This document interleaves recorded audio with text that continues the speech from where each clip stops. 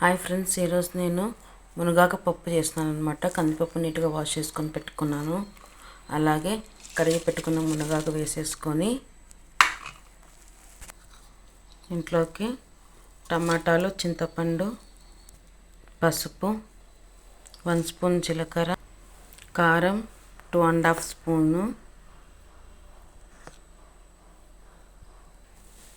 ఒక 5-6 వెల్లుల్లి, 2½ glass water,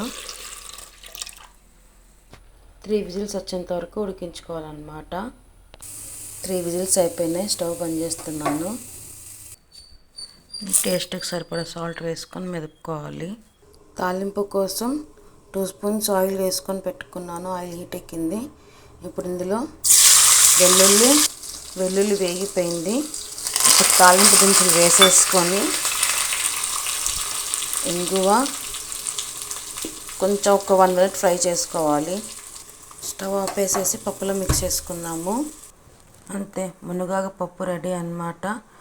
ఇది వేడివేడి అన్నంలో నెయ్యి వేసుకొని తిన్నామంటే టేస్ట్ చాలా బాగుంటుంది. పక్కన ఊరగాయతో నంచుకొని తిన్నామంటే.